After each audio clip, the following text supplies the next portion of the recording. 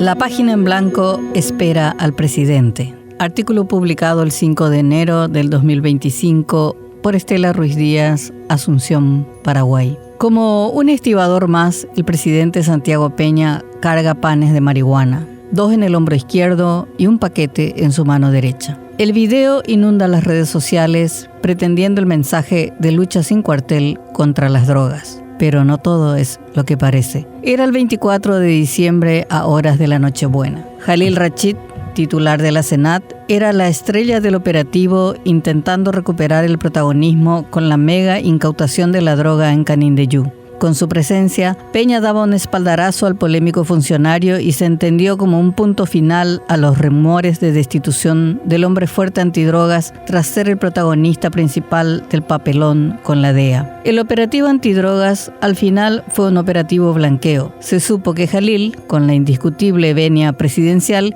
se apropió del éxito ajeno. Quienes hicieron la tarea de inteligencia, incautación y enfrentamiento con los narcos fue el CODI, Comando de Defensa Interna. Esto generó un lógico malestar en las Fuerzas Armadas y otras instituciones involucradas en la lucha contra el narcotráfico. Se le abrió otro frente a Peña que sigue sin dar en la tecla en este delicado lío de la Senat versus la DEA. Las esquirlas del escándalo diplomático siguió impactando y cerró el año con otra crisis. Esta vez, la astilla alcanzó al Ministerio de Comunicación y la vocería del gobierno. El episodio fue aquella desordenada conferencia de prensa donde se anunció el fin de cooperación con el organismo antidrogas de Estados Unidos. Paula Carro, la ex vocera presidencial, acusó al ministro Gustavo Villate de encabezar un operativo siniestro en su contra, prohibiendo su presencia en el lugar, y reveló en una larga carta las internas del gobierno, confirmando una vez más la ausencia de estrategia en materia de comunicación política.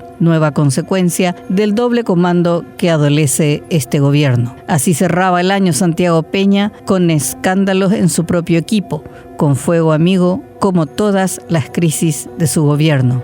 Año nuevo, viejos temores. El 2025 se abre con nubes negras para la democracia. El 2024 fue el año en que se confirmaron todas las sospechas del avance autoritario en el país, anunciadas como cartas del futuro en la campaña presidencial del cartismo, que logró imponer su visión gracias a la mayoría absoluta en ambas cámaras. El Congreso ha sido el epicentro de la política. Allí, el oficialismo da señales de su unidad y de sus diferencias, e incluso de críticas a la gestión ministerial. Una de las más fuertes fue el pedido de renuncia del ministro del Interior, Enrique Riera, tras la muerte del diputado Lalo Gómez en un allanamiento policial. Una crisis provocada por un operativo que terminó con la vida de un político vinculado al narcotráfico. La narcopolítica fue la causa de la crisis oficialista. Revelador. En todo sistema presidencial, el Ejecutivo debería tener el protagonismo principal, pero Peña no ha logrado en 16 meses de gestión sacarse de encima la etiqueta de ser un simple gerente en Palacio de Gobierno y que el poder real lo ejerce Horacio Cartes. El quincho ha reemplazado a Ambur Villaroga como símbolo de poder, tanto que los temas en que el presidente ha manifestado públicamente estar en desacuerdo, en ninguna pudo imponer su visión,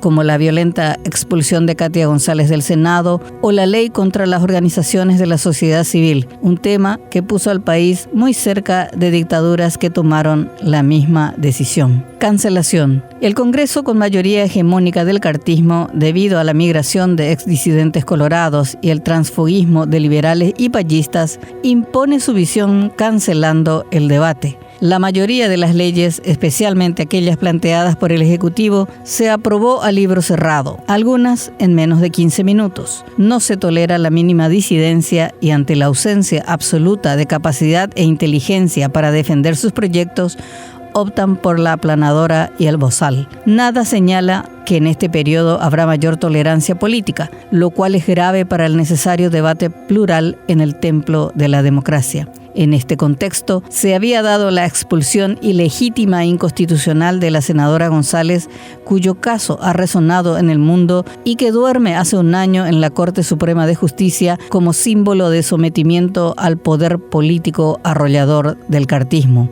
Otro tema que marcó el año y ha levantado las alertas sobre la profundización del autoritarismo fue el ataque a la sociedad civil. Ante la ausencia de una oposición política robusta, el ala dura del cartismo lanzó una campaña contra las organizaciones civiles por su permanente cuestionamiento a la corrupción, la debilidad institucional y la narcopolítica.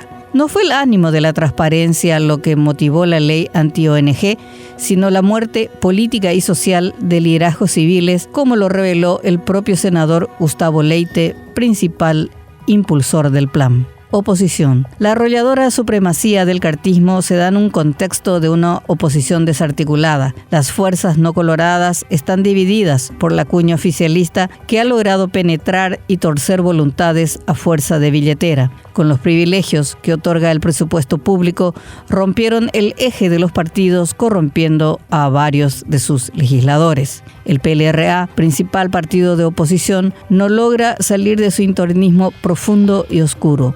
No da señales de reorganización. Cruzada Nacional, la gran sorpresa de las elecciones, ha perdido la mayoría de sus legisladores que cruzaron directamente al cartismo sin el más mínimo pudor. Payo Cuguas incluso anunció el cierre temporal de su partido por deudas a raíz de la falta de pago del subsidio y aporte estatal que ha calificado como un boicot. Los partidos de izquierda tampoco logran levantar cabeza ya que su representación parlamentaria se ha reducido al mínimo. Si la oposición, en forma separada o conjunta, no logra instalar ideas y despertar sueños de los excluidos del sistema actual, a los ciudadanos que sufren el pésimo sistema de salud, la mediocre educación, la humillación diaria del transporte público, el desempleo, la informalidad, mientras no sean capaces de ceder poniendo a la gente en primer lugar en vez de sus mezquinos intereses, el destino que los espera es la desaparición. Movida Colorada. Como un destino inevitable, un curso natural de su historia, la ANR cierra el año con el fin de la paz partidaria. El acaparamiento del poder con la soberbia que caracteriza al cartismo generó la revitalización de la disidencia. La senadora independiente Lilian Samaniego fue la primera en plantar bandera y anunció, en medio de una disputa con el médico y mano derecha de Cartes, Tony Barrios, que recorrerá el país para dar vida al partido silenciado según su definición.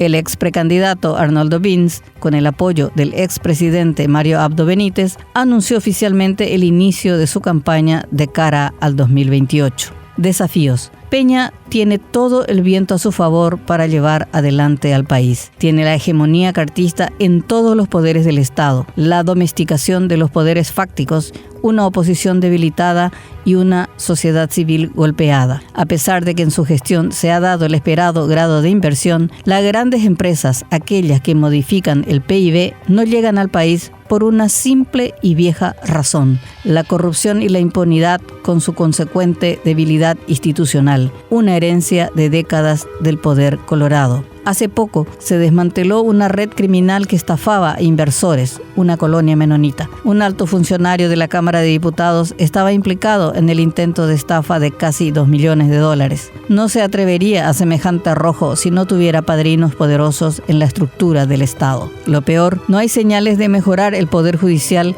donde el cartismo tiene la llave de la puerta de entrada, consejos de la magistratura, y la llave de la puerta de salida, jurados de magistrados. La justicia, la responsable de las escandalosas impunidades, no da señales de cambio ni de independencia. Peña y su grupo político tienen cuasi el poder absoluto. ¿Lo usará para mejorar las condiciones económicas y sociales de un país enfermo de corrupción e impunidad, o solo lo utilizará para avanzar más hacia la extrema derecha, denegando aún más el pluralismo político y castigando la participación ciudadana mientras ellos están cada vez mejor?